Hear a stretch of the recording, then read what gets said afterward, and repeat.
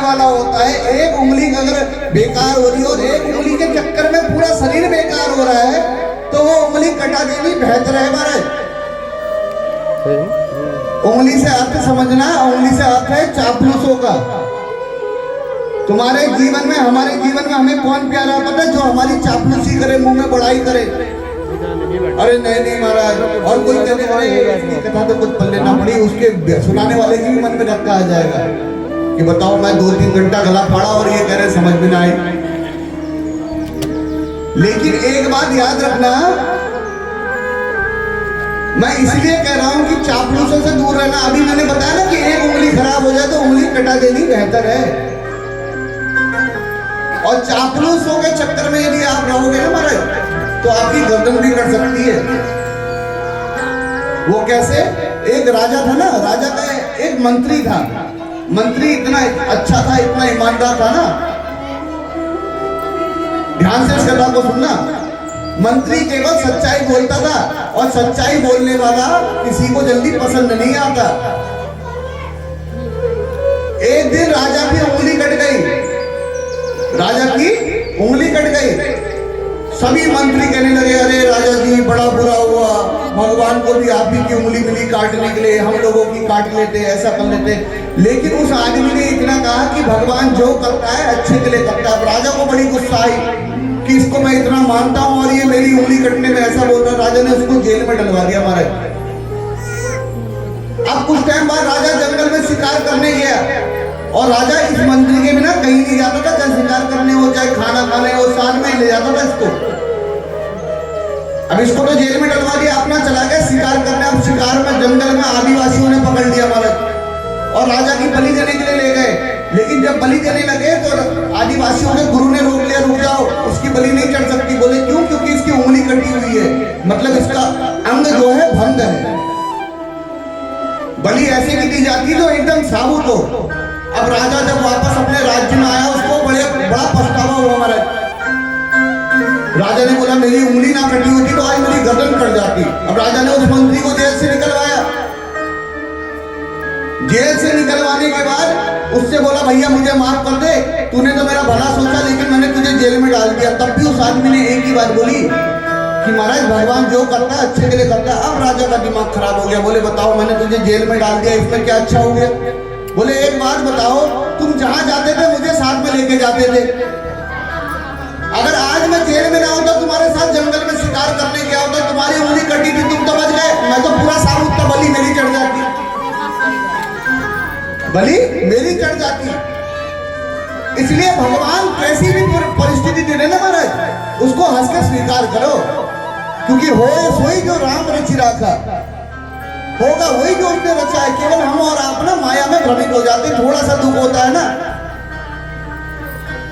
किसको क्या बोल देते हैं हमें ये समझ नहीं आता। क्रोध में, गुस्से में, मैं इसलिए आप लोगों से कहता हूं जब भी गुस्सा आए ना तो बंद कमरे में अपने आप को थोड़ी देर एकांत में रखो। जब गुस्सा शांत हो जाए तब दूसरे के सामने जाओ, आराम से धैर्य से बात करो। यदि गुस्से में जवाब दोगे ना तो विनाश ही होगा, उल्टी ही बात निकलेगी मुंह से, कभी सीधा निकल नहीं सकता। क्रोध विवेक को हर लेता है। हम वो बातें नहीं बोलते हैं जो हमारे साथ हुई ना हो, हमारे साथ भी हुई है। क्रोध में हमने बहुत कुछ खोया है। इसलिए कहता हूं कि बड़े धैर्य से ना अपने जीवन को बदलना सीखिए, और जो स्वभाव होता है ना अपना स्वभाव बदलिए, कोशिश करिए। लेकिन आप कितना भी बदलने की कोशिश करोगे, जो मनुष्य की आदत है, जैसे किसी पंडित को देखोगे, जो पंडित जी दिन रात मंदिर में रहते होंगे, भक्ति करते होंगे, वो जरूर आपको राधे राधे बोल देंगे। गुरुद्वारे में चले जाओ शस्त्र एकार बोल देंगे। आदत बनी ना, स्वभाव होता है। लेकिन स्वभाव किस चीज का अच्छा लगता है? जो अच्छा स्वभाव हो। अगर इतना ही किसी का गाली देने का स्वभाव हो, धारा प्रभाव महाराज, जिसकी गालियां चुपती भी बड़ी है, तो वो स्वभाव कोई अच्छा थोड़ी है। लेकिन दिखावा, मान लो आज आपको मैंने कोई झूठी कथा सुनाई, यहां से ध्यान से समझना, कोई झूठी बात बताई या झूठी कथा सुनाई, आप आज से 4 दिन बाद मुझसे पूछोगे ना, वो झूठी कथा मैं भूल जाऊंगा महाराज।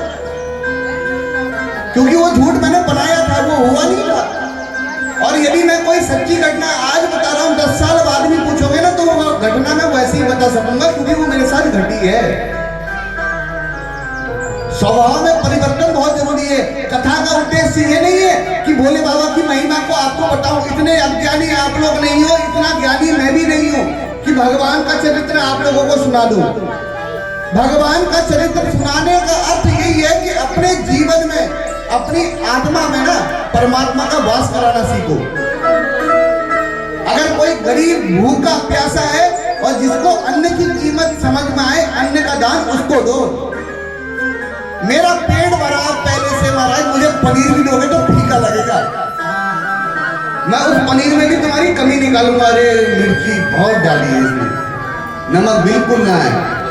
और इतना ही यदि मैं भूखा होऊंगा ना तो मुझे सूखे आलू भी अमृत लगेंगे तुम्हारे, क्योंकि अन्न की कीमत केवल भूखा समझ सकता है। और जीवन में जो अगर कीमत को समझने वाला ना हो ना, चाहे अन्न की हो, चाहे धन की हो, चाहे माता पिता की हो, वो कीमत उनके जाने के बाद पता चलती है महाराज। इसलिए जिसके पास भगवान ने जो दिया है ना, जितना दिया है उसमें स्मरण रखना सीखे। आइए एक भाव के साथ ध्यान लगाएं, उसके बाद कथा क्रम को आगे बढ़ाते हैं। बोलिए शंकर भगवान की जय।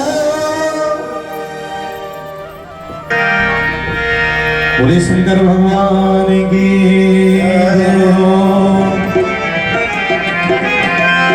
बोले बही गंगा कैसे लहरे धीरे धीरे,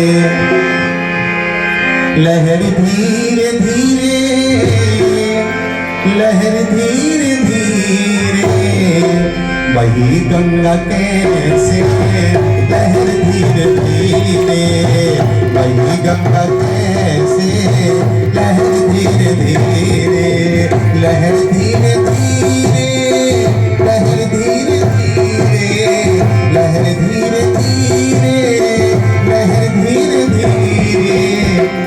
शंकर भगवान की बही गंगा कैसे लहर धीरे धीरे, बही गंगा कैसे लहर धीरे धीरे। हर हर महादेव।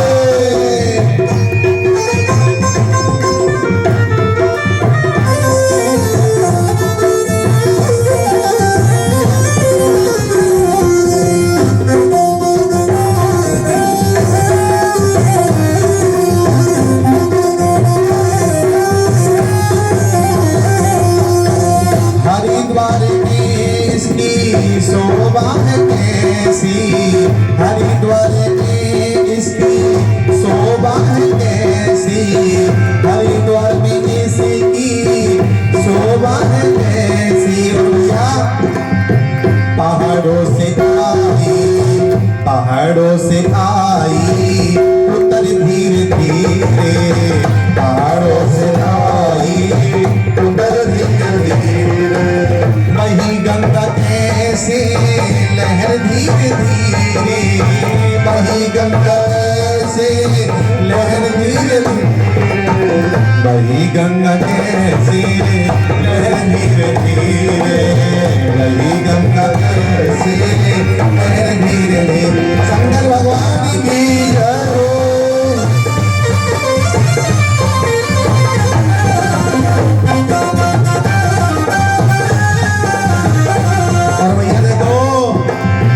लाखों की बिगड़ी माँ तुमने बनाई, लाखों की बिगड़ी माँ तुमने बनाई, लाखों की बिगड़ी माँ तुमने सवारी, लाखों की बिगड़ी माँ तुमने सवारी। और भैया मेरी भी लेते हो, मेरी भी लेते हो खबर धीरे धीरे, बही गंगा कैसे लहर धीरे धीरे। हो बड़े भाग से उनके जो तेरे किनारे, बड़े भाग उनके जो तेरे किनारे, बड़े भाग उनके जो तेरे किनारे। और भैया बसाए गए हैं शहर धीरे धीरे वही गंगा कैसे लहर धीरे धीरे वही गंगा कैसे लहर धीरे धीरे। शंकर भगवान की जय हो। कल तक के कथाक्रम में आपने देखा किस प्रकार माता पार्वती और भोले बाबा की संतान जो कार्तिकेय थी उसने तारकासुर का उद्धार करा। उसके बाद महाराज जलंधर की कथा को भी आपने श्रवण करा।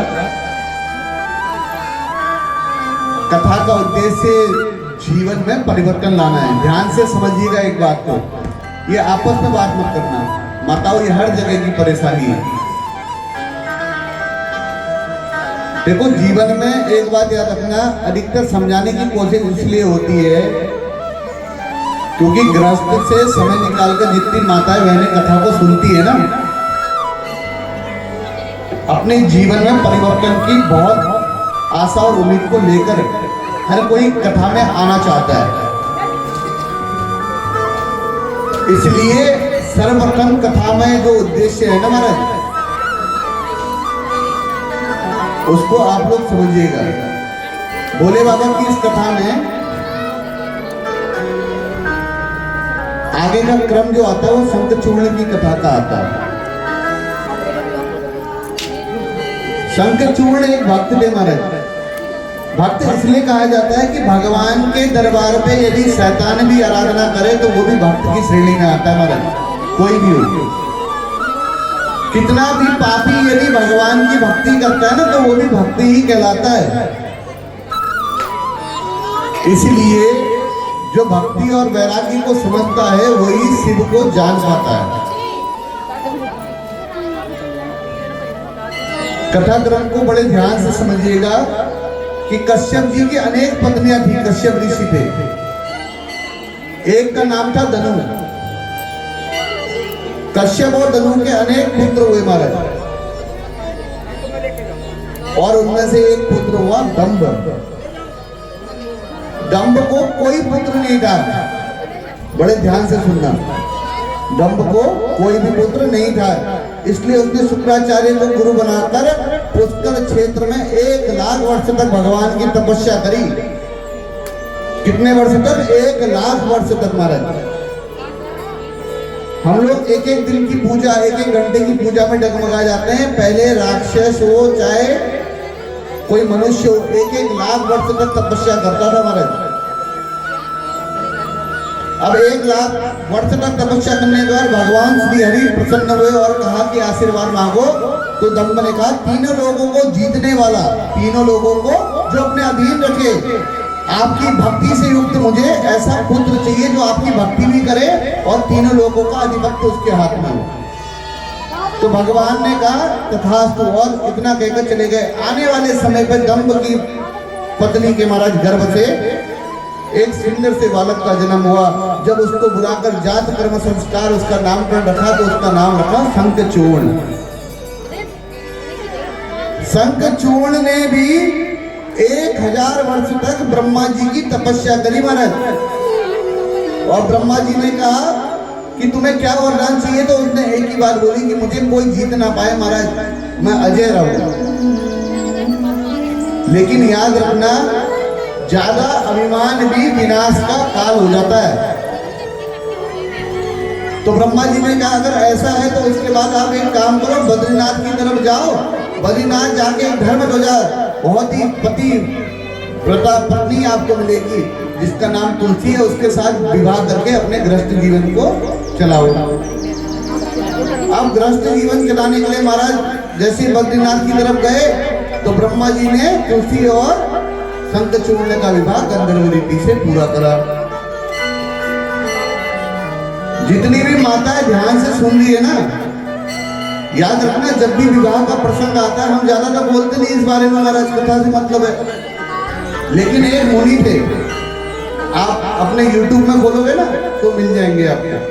तरुण सागर मुनि महाराज जैन मुनि थे। वो फेमस थे अपने कड़वे प्रवचन बोलने की वजह से, कड़वे प्रवचन बोलते थे। तो उन्होंने एक बहुत अच्छी बात कही थी विवाह को लेके कि जो भी माताएं अपने लड़के का विवाह करने की सोच रही है ना, जो भी माता अपने लड़के का विवाह करने की सोच रही है, वो बड़े उनकी आदत थी कि एक बात को दो दो तीन तीन बार बोलते थे वो। तो वो कहते थे कि जब भी अपने लड़के का विवाह करोगे तो बहू लाना। क्या लाना? बहू लाना। बोले बहू लाना, बहू रानी मत लाना। इसमें अंतर है बोलते थे। बोले अंतर क्या है कि बहू लाओगे तो संस्कार लाएगी और बहू रानी लाओगे तो कार लाएगी। जो कार लाएगी वो अपनी ही सरकार चलाएगी। यदि बहू लाओगे तो तुम्हारे बेटे को ऐसा पाठ पढ़ाएगी कि तुम्हारा जीवन स्वर्ग से धन्य हो जाएगा, और बहू रानी लाओगे तो तुम्हारे बेटे को ऐसी पट्टी पढ़ाएगी तुम जीते जी स्वर्गीय हो जाओगे। अंतर ये रहता है महाराज, नाव में, शब्द में, कोश में जीवन का अर्थ सुना है। अब शंखचूर्ण ने यहाँ पर आक्रमण करके सभी देवताओं को जीत लिया महाराज। सब परेशान हो गए। अब सब नारायण के पास भागे। नारायण बोले भैया इसका कुछ नहीं कर पाऊंगा क्योंकि ये गोलोक का पार्षद रह चुका पहले। तो बोले महाराज इसका कैसे होगा? तो बोले इसकी मृत्यु तो भगवान शंकर के त्रिशूल से ही होगी, और कोई इसको मार नहीं पाएगा। शंकर शरणम याहि ससत्या विराश्यति। बोले शंकर की शरण में जाओ। तो भोले बाबा से वैसे ही विष्णु जी पहले से परेशान रहते हैं महाराज। विष्णु जी कहते हैं कि भोले बाबा तुम किसी को वरदान मत दिया करो। भोले बाबा बोलते देखो कोई तपस्या कर रहा है, कोई वरदान मांगने के लिए कर रहा है, तो कैसे मना करे। तो महाराज आज सब लोग भगवान शिव की शरण में चले गए और सब विष्णु जी को लेके गए। बोले आप भी चलो। अब जब शिव की शरण में गए, हाथ जोड़ के सब लोग खड़े हो गए और शंकर भगवान और शंखचूर्ण के मध्य युद्ध प्रारंभ हो गया। और युद्ध कितने दिन तक चला पता है महाराज? भगवान और उसके भक्त के बीच में 100 वर्ष तक। शंखचूर्ण को ना मरता देख भगवान शिव ने अपना अमोघ त्रिशूल निकाला। उसी समय आकाशवाणी हो गई कि भगवान आप त्रिशूल का प्रयोग ना करें। क्या बोले? क्षिपम शूलं न चेदानीं प्रार्थनां शृणु शंकरा सर्वथा त्वं समर्थो ईक्षणाद ब्रह्माण्डनाशने। क्या बोला? ये त्रिशूल मत चलाओ, इससे तो संपूर्ण पृथ्वी ब्रह्मांड एकदम नाश हो जाएगी महाराज। अगर आपने त्रिशूल चला दिया तो बोले कैसे इसका वध होगा? बोले इसकी पत्नी का सतीत्व, जो पतित्व होता है, पतिव्रता धर्म जो होता है, उसे छीण कर दो महाराज।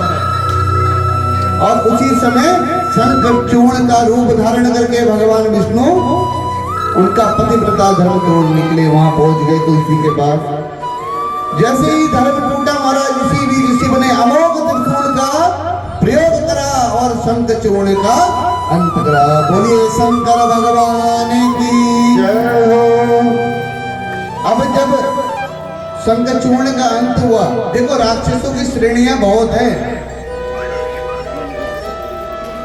जिस राक्षस को भगवान मार रहे हैं ये ही राक्षस नहीं है।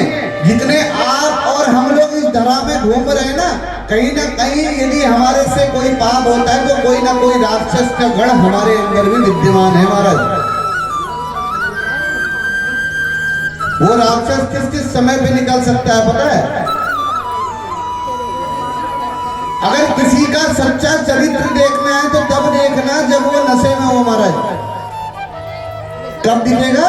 जब वो नशे में हो। नशा शराब का ही नहीं होता, जुए का ही नहीं होता, नशा होता है पैसे का, नशा होता अभिमान का, नशा होता है कि लोग हमारी इज्जत कर रहे हैं परंतु सामने कितने कर रहे हैं और पीठ पीछे कितने लोग बुराई कर रहे हैं। उस अभिमान से चूर होकर ना, जो अभिमान को एकदम चूर करके जाए भगवान उसी को मिल सकते हैं।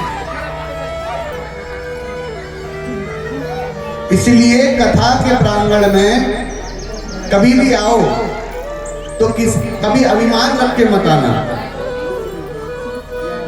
भगवान के आगे कभी भी जाओ ना तो याचक बन के जाना महाराज, मांगने वाला बन के जाना, ये मत बन के जाना कि हम ये करा रहे हैं, हम ये कर रहे हैं। अगर ये धारणा बन के मन में चले गई तो उसी दिन से अपना विनाश आरंभ हो जाएगा। अरे जिसने जगत को दिया है, जो जगत को पाल रहा है, जिसने हम जैसे सैकड़ों मनुष्यों को निर्माण कराया है, उसको यदि हम कुछ दे सकते हैं तो वो प्रेम है, भाव है, भक्ति है हमारा। और हम लोग कुछ नहीं दे पाएंगे, हमारा इतना सामर्थ्य नहीं है कि हम परमात्मा का श्रृंगार कर पाए, परमात्मा को संतुष्ट कर पाए। अगर आज आप अपने घर में कुछ प्रोग्राम कर लो ना महाराज, शादी मेहंदी कुछ भी करो, चाहे सुंदरकांड चाहे रामायण, तो आज पड़ोसी नहीं तो रिश्तेदार 4 जने तो आपके नाराज हो ही जाएंगे, कोई ना कोई कमी निकाल ही देंगे, किसी को आप संतुष्ट नहीं कर पाओगे। लेकिन भगवान को कुछ नहीं चाहिए, कुछ भी दे दो, पत्रम पुष्पम फलम तोयम, पत्ते चढ़ा दो, फल चढ़ा दो, जल की धार दे दो, परमात्मा उसी में संतुष्ट हो जाते हैं। इसलिए कभी भी अभिमान को रख के भगवान के सामने नहीं जाना चाहिए।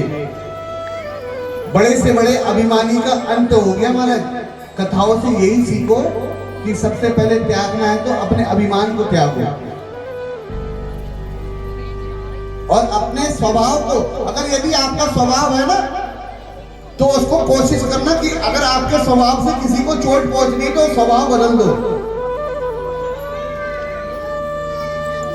आप में से किसी ने बुंदेलखंडी की भाषा सुनी है? बुंदेलखंडी सुनी है किसी ने भाषा? जैसे आपसे अगर मैं कुछ भी बोलूंगा ना तो आप लोग बोलोगे जी, अच्छा। वहां बोलते हैं हाउ। हाउ का मतलब ही अच्छा है, जी है, ये उनकी भाषा है बुंदेलखंड की। एक आदमी पहुंच गया महाराज, स्वभाव की बात बता रहा हूं, ध्यान से सुनना स्वभाव क्या होता है।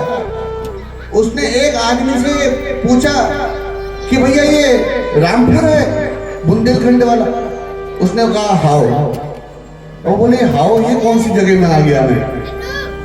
अब दूसरे से पूछा थोड़ी आगे जाके, बोले भैया रामपुर है बुंदेलखंड वाला? उसने बोला हाउ। अब इसका बड़ा दिमाग खराब कि मैं तो जाना कहीं और था, पहुंचा कहीं और। फिर तीसरे आदमी से पूछा, उसने भी कहा हाउ।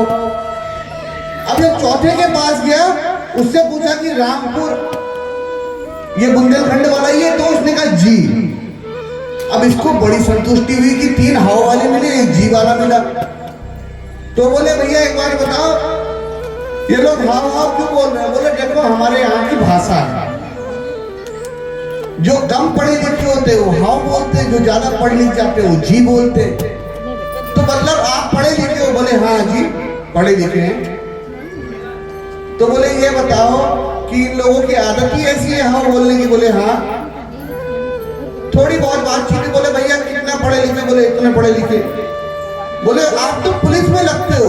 बात करते करते करते जब उसने पूछा आप तो इसमें लगते हो कि आप पुलिस वाले लगते हो शक्ल से और उससे, उसके मुंह से क्या निकला? हाउ।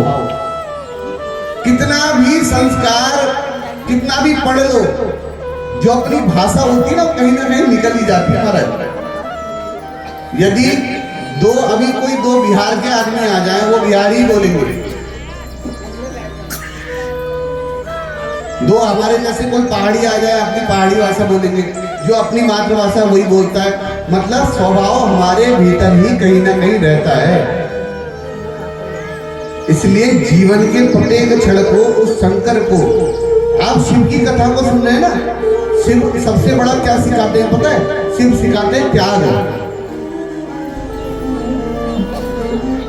आप लोगों को लगता होगा त्याग केवल हम लोग कर रहे हैं, जीवन में कर रहे हो। आज के समय पे कोई भी लड़की का विवाह होगा ना महाराज, किसी भी कन्या का, तो वो पहले लड़के का घर बार तो तब भी देखते हैं कि कैसा है क्या है, ठीक है, हर चीज देखी जाती है। लेकिन जब महादेव से विवाह करा ना पार्वती ने, तो कई लोगों ने समझाया कि जिसके पास अपने पास रहने के लिए घर नहीं है वो तुझे क्या घर देगा, कैलाश में भटकाएगा। प्रेम की अमोघ जो एक युति होती है ना, लास्ट अंतिम छोड़ कहते हैं इसको, वो पार्वती मैया सिखाती है कि यदि प्रेम हो ना मन में महाराज, तो घर बार बड़े बड़े महल भी किसी काम के नहीं रहते, बस मन में प्रेम होना चाहिए, अडिग होना चाहिए। अब एक कथा आती है कि एक समय पे भगवान माता पार्वती के साथ कैलाश पे विहार कर रहे थे। क्रीड़ा करते करते पार्वती मैया और भोले बाबा के पसीने से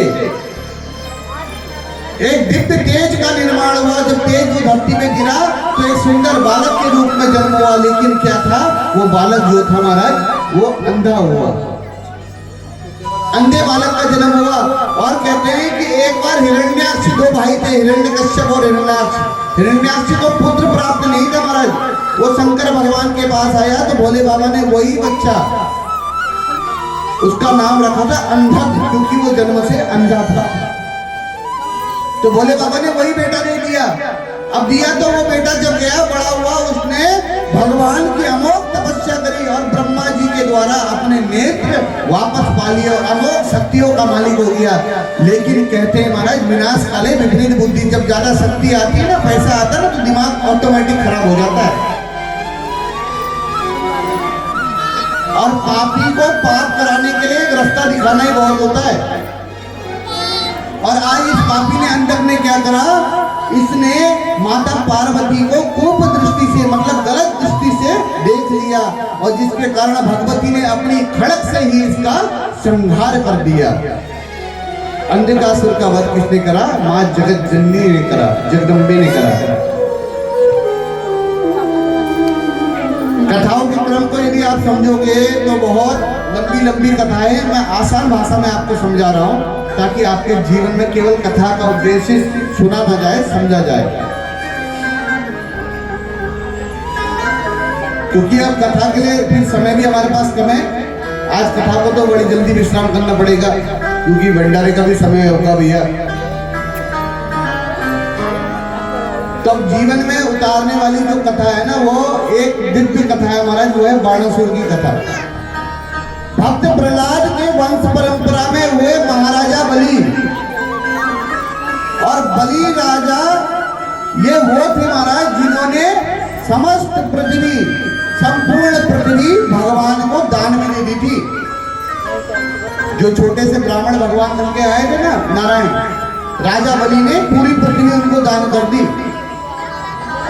और राजा बलि के 100 पुत्र हुए। 100 पुत्रों में सबसे बड़ा पुत्र जो था उसका नाम था बाणासुर, जो शिव जी का अनन्य भक्त था महाराज, जिसने कई हजार वर्षों तक भोले बाबा की तपस्या करके भोले बाबा को प्रकट करा।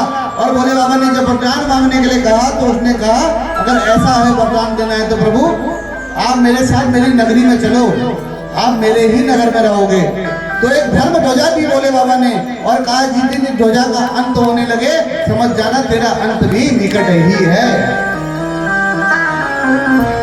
कृष्ण के पुत्र हुए प्रद्युम्न, और प्रद्युम्न का पुत्र हुआ अनिरुद्ध, और बाणासुर की एक पुत्री थी जिसका नाम था उषा। और महाराज उषा और अनिरुद्ध को एक दूसरे से प्रेम हो गया। प्रेम हुआ तो महाराज उषा की एक सहेली थी चित्रलेखा, ध्यान से सुनिएगा कथा को। चित्रलेखा ने अनिरुद्ध का हरण कर लिया मायावी विद्या से, और अपनी नगरी में ही रखने लगे। अब एक दिन अनिरुद्ध की आवाज किसने सुन ली? द्वारपालों ने सुन ली। उसने सीधे बाणासुर को कहा, और बाणासुर ने अनिरुद्ध को बंदी बना लिया। अब जब बंदी बना लिया, इधर कई दिनों तक जब वापस नहीं पहुंचा पोता, तो कन्हैया को चिंता हुई महाराज। कन्हैया बोले कहाँ है, जरा खबर निकालो कि पोता इतने दिन से दिख नहीं रहा है, कहाँ है। तो पता चला बाणासुर ने उसको बंदी बना लिया है। और बाणासुर की कितने हमारे 2 हाथ है महाराज, बाणासुर के 1000 हाथ थे। कितने हाथ थे? 1000, 1000 भुजाएं थी। अब जैसे बाणासुर की नगरी में कन्हैया आक्रमण करने गए तो वहां नगरी की रक्षा करने के लिए कौन खड़े थे? भोले बाबा। और भोले बाबा और भगवान नारायण के बीच मध्य युद्ध हुआ महाराज, भयंकर युद्ध हुआ। दोनों के मध्य युद्ध होते होते भोले बाबा ने अपनी पराजय स्वीकार करी। और महाराज अब बाणासुर और कन्हैया का युद्ध आरंभ हुआ। कन्हैया ने अपने सुदर्शन से बाणासुर की 1000 भुजाओं में से सब काट दी, केवल 4 भुजा जब बची ना, तो भोले बाबा ने युद्ध को रोका और कहा कि नारायण देखो ये मेरा भक्त है, भले ही राक्षस है लेकिन मेरा भक्त है, अब आप इसको माफ कर दो। तो भोले बाबा की कहने पर भगवान ने बाणासुर को प्राण दान दिया महाराज। और उसी समय तांडव नृत्य करके भोले बाबा को प्रसन्न करा बाणासुर ने, और बाणासुर को वरदान दे दिया महादेव ने कि जब भी मेरी पूजा होगी ना बाणासुर, मेरे भक्तों में एक नाम तुम्हारा भी लिया जाएगा। वाण रावण चंडी सा श्रृंग रेंगे दया सदा शिवास्य निर्माल्यम सर्वे गृणांत शाम बाबा। बोले जहां सांब सदा शिव बोला जाएगा ना, तो वहां पर बाणासुर तेरा भी नाम भक्तों की श्रेणी में सबसे उच्च होगा महाराज। कई भक्तों का एक बात याद रखना, वैसे तो भगवान के सारे रूप पूजनीय हैं, लेकिन ज्यादातर राम जी का और कृष्ण जी का इसलिए पूजनीय बताते थे कि जब राम के रूप में अवतार लिया था भगवान ने ना, तो सबसे पहले किसका वध करा था? ताड़िका का। और जब कन्हैया के रूप में आए थे तो सबसे पहले उद्धार करा था पूतना का। और इन दोनों को ही उन्होंने भगवान ने वो गति दी थी जो कौशल्या को दी, जो यशोदा को दी, जो अपनी मां को स्थान दिया ना स्वर्ग में, वही स्थान इन माताओं को भी दिया, क्योंकि इनका श्रृंगार भले करा था लेकिन थे वो परमात्मा। बोले शिव का जो नाम है ना, शिव निर्माल्य, इन्हीं पार्षदों को दिया जाता है, बाणासुर जैसे महाराज। अब एक बार बोलते हैं माता भगवती ने महिषासुर का जब वध किया तो महिषासुर का पुत्र हुआ गजासुर। उसका आधा शरीर हाथी का था और आधा मनुष्य का था महाराज, इसलिए उसका नाम था गजासुर। गज कहते हैं हाथी को। और गजासुर का भगवान द्वारा ही उद्धार किया गया। बोले जब भगवान ने इसका उद्धार करा तो भगवान को एक नाम बोला व्याघ्र चर्म, और ओढ़ते क्या थे? बोले गज चर्म। गज चर्म मतलब हाथी की जो खाल थी वही उड़ाई जाती थी भोले बाबा को। बागंबर में तो बैठते थे महाराज, इन्हीं का वस्त्र बनता था महाराज। तो कहीं भोले बाबा की अनेक कथाओं को आपने श्रवण करा। आइए भाव के साथ भोले बाबा का ध्यान करते हैं, उसके बाद कथा को सूक्ष्म करके। बोले शंकर भगवान की जय। क्यों न सुने मेरी पुकार, और बाबा बोले मुझे तेरा ही सहारा है, मेरे भोले बाबा मुझे तेरा ही सहारा है, मेरे भोले बाबा। अब से खड़ी झोली पसार, क्यों ना सुने हाँ मेरी पुकार, तेरा ही सहारा है, मेरे भोले बाबा मुझे तेरा ही सहारा है, मेरे भोले बाबा। भारी हो दर्शनों के आगे आए लाखों मेरे नारी, आ जाओ भोले बाबा विनोदी पुकारा है, पुकार तेरा ही सहारा है, मेरे भोले बाबा मुझे तेरा ही सहारा है, मेरे भोले बाबा मुझे तेरा ही सहारा है, मेरे भोले बाबा तेरा ही सहारा है, मेरे भोले बाबा।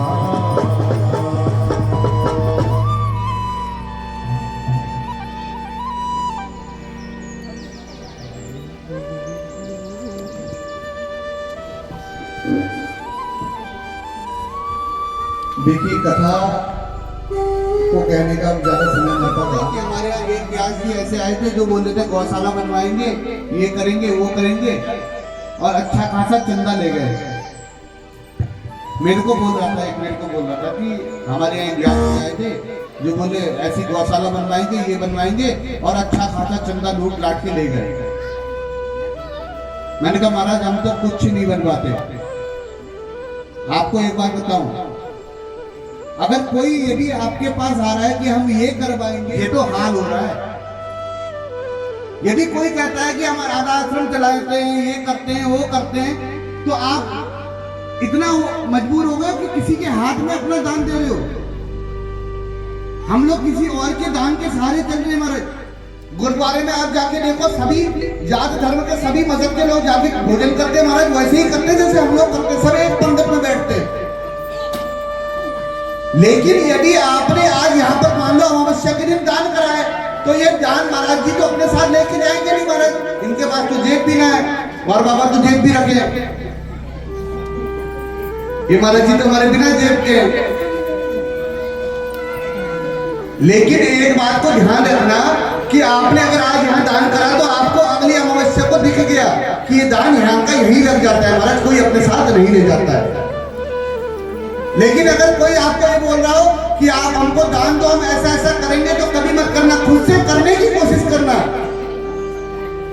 अगर आपको कभी अनाथालय में दान देने की इच्छा हो ना, तो मेरी एक सलाह है, अनाथालय में दान देने की इच्छा हो तो जब भी आपके लड़के का, आपकी लड़की का, किसी का जन्मदिन हो, तो सबसे पहले अपने बच्चे को सुबह मंदिर में मत्था टिकाने के बाद अनाथालय ले जाओ महाराज। उसके हाथ से उस अनाथ बच्चों को कुछ खिलाओ। आपका बेटा दो चीज सीख जाएगा, आपके बच्चे, एक तो माँ बाप की कद्र, एक अन्न की कद्र, और तीसरा जिसके पास माँ बाप नहीं होते उसके देख के उसको बहुत अंदाज लगेगा महाराज। अगर आपको असल में दान को समझना है तो बाहर आ गए अनाथालय के नाम से पर्ची काट रहे कि भैया ये पर्ची है, ये अनाथालय है, ये इससे चलता है, और वो पर्ची काटने वालों का अपना एक कमीशन फिक्स रहता है। उसी कमीशन से शाम को ये लोग शराब पी रहे हैं, इसी से जुआ खेल रहे हैं। लेकिन आप लोग ना एक काम करो महाराज, यदि दान देना है तो अपनी आंखों के सामने, जैसे यहाँ 5 कन्याओं का विवाह हो रहा है, सामूहिक विवाह तब होता है जब कन्या के परिवार वाले असक्षम हो, उतनी सक्षमता ना हो। यदि हम लोग इतने सक्षम है ना कि हम लोग इस कन्यादान में कुछ दे सके, जरूरी नहीं है जिसके पास जो चीज है, दान इतना दो कि अपनी जेब में राखो, दर्द ना हो महाराज कि आज हम पर्ची में नाम बुलवाया जा रहा है माइक से, तो लो 11,000 दान कर दे, 50,000 दान कर दो, शाम को किसी ने अरे भैया 1,000 रुपये डाल दिया तो फोन में खत्म हो गए। बोले वहां नाम बुलवाने के चक्कर में सब दिया आया है। दान ऐसा मत करो कि शाम को खुद भी मांगनी पड़ जाए। दान ऐसा करो कि शाम को सुकून की नींद आ पाए कि आज हमने दान करा और ये दान सत्कर्म में लगा है। यदि हम कन्या दान दे रहे हैं, बेटी के लिए दान दे रहे हैं, तो आज हमारी बेटियां, हमारी बहनें अच्छी जगह गई हैं, इनका परिवार अच्छा चले। अगर हम भंडारे में दान कर रहे हैं तो इस भंडारे में कईयों का पेट भरा है, आत्मा की शांति मिलेगी, हमारा सुकून की नींद आएगी इस दिन। ऐसी जगह मत देना जहां पर वो आजकल तो दान का बहुत खतरनाक उपयोग भी होता है। इसलिए दान को सोच समझ के दे। और मेरा आप लोगों से निवेदन है करवत कि 5 कन्याओं का विवाह है, और वो बहनें जो जिनका विवाह है भैया, उनकी भी पारिवारिक स्थिति इतनी अच्छी नहीं होगी, तो जिसको जो कुछ भी अपनी इच्छा से, श्रद्धा से दान देना हो, वो काउंटर में ये जो करवा रहे हैं महाराज जी के आदेश अनुसार, जितना भी ये कार्यक्रम हो रहा है, तो इन लोगों से बात कर लेना कि ऐसा ना हो कि एक माता कुकर लेके आ रही है, 10 की 10 माता 10 कुकर लेके आ रही है, 10 कुकर में तो खाना भी ना बना पाएंगे वो लोग। इसलिए पूछ पाछ के एक दूसरे से हो जाएगा कि भैया ये हम दे देते, हमारी श्रद्धा है इतना, हमारी श्रद्धा ये है। अगर हमारी श्रद्धा एक गिलास की तो हम एक गिलास दे दे रहे हैं, एक की श्रद्धा लोटे की लोटा दे रहे हैं। वो चीज अगर पहले से आ गई तो कोई धन दे देना है, जितना सामर्थ्य हो उतना ही देना चाहिए। और दान देने के बाद एक बार याद रखना, अगर दान आपकी आंखों के सामने लगता हुआ दिखेगा ना, तो सुकून की नींद आएगी महाराज। व्यासपीठ से हाथ जोड़ के करबद्ध निवेदन है कि जो ये पर्ची काटने आते हैं कि इधर पे दान दो, उधर पे दान दो, गौशाला चलेगी मत दो महाराज, गाय को खुद जाके रोटी लेके आओ, अनाथालय में दान देना है, अपने बच्चों को खुद ले जाओ, संस्कार भी सिखाओ और दान का महत्व भी जानो और अपने आने वाली पीढ़ी को मजबूत करो, क्योंकि ये बच्चे नहीं है, बुढ़ापे की लाठी है तुम्हारी। जो जड़ खराब रहती है ना वो पेड़ कभी टिकता नहीं है, हल्की सी आंधी में उड़ जाता है महाराज। अब फिर बाद में दोस्त हो गए कि अरे नहीं बेटा तो हमारा अच्छा था, जब से बहू आई तब से वो ऐसा हो गया। अपने संस्कार को इतना मजबूत करो कि कोई बहू कैसी आ जाए तुम्हारे संस्कार की जड़ ना उखाड़ पाए। इसलिए अपने बच्चों को अच्छी गति और मति प्रदान करो। तो आज की कथा को यही विश्राम करते हैं महाराज। सबके चेहरे में भूख नजर आ रही है तो भंडारा में शुरू करना है, ठीक है। आइए सब लोग अपने स्थान पर खड़े होकर भगवान भोले बाबा की आरती करें और कल की अंतिम कथा है तो कोशिश करना ज्यादा से ज्यादा आए। बोलिए शंकर भगवान की जय हो।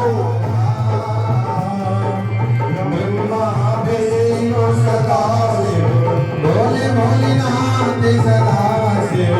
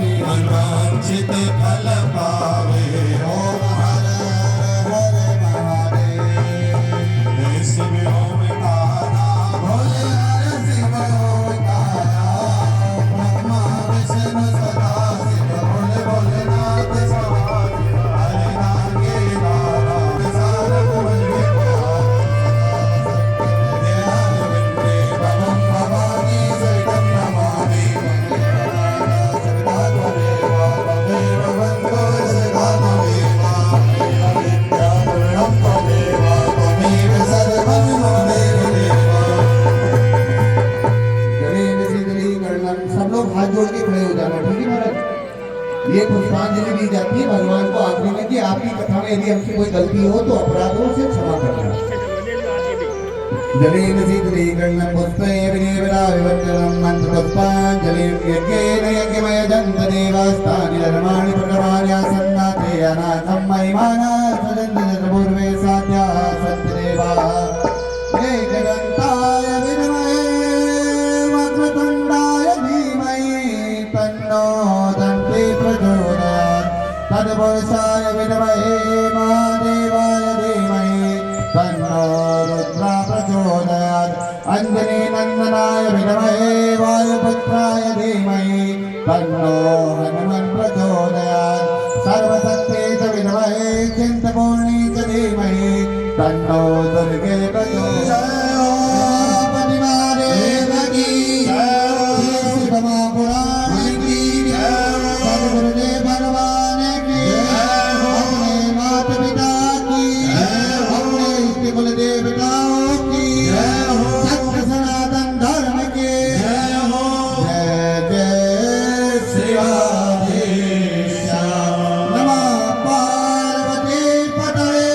हरे हरे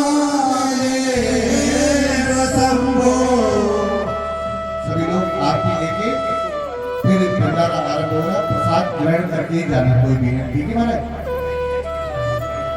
सभी बैठ जाएंगे अपने स्थान पर, यहीं पर आरती वहीं घुमा दो भैया।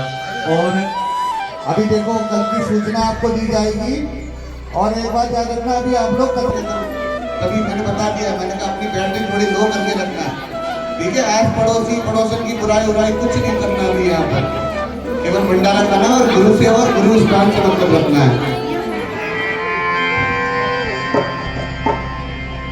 बड़ा लंबिया दे रसेता पहाड़ दा तुल चांदे गुरा को लाल दी सन सन विदे बिछोड़ाए पै गया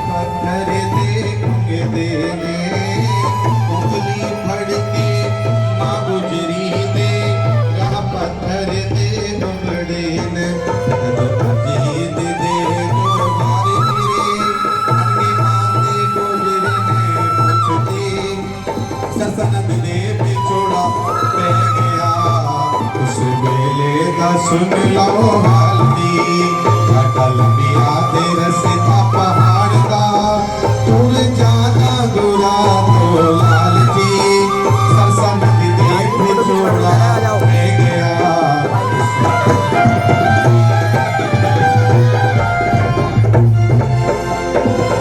उमर ने आनी तो बचदा दी एक मां बोली साथ करे उमर ने आनी तो बचदा दी एक मां बोली साथ करे निर्दोषी सन निर्दोषा तापन जो इंसाफ करे निर्दोषा सन तूने जो इंसाफ करे कैसे पानी में घेरा चाल दी अंधो पापी कहो ना दे नाल दी ससकट दे बिछोड़ा ले गया उस बेले का सुन लो हल्दी अटल मिया दे रसता पहाड़ दा तूने जाने गुला दो लाल जी ससकट दे बिछोड़ा ले गया उस बेले का सुन लो हल्दी उस बेले का सुन लो हल्दी उस बेले का सुन लो हल्दी।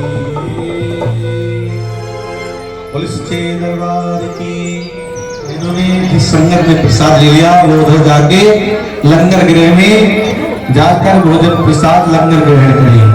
हाँ, जिन्होंने प्रसाद यहाँ पे ले लिया उधर जो है लंगर गृह में पहुंचे।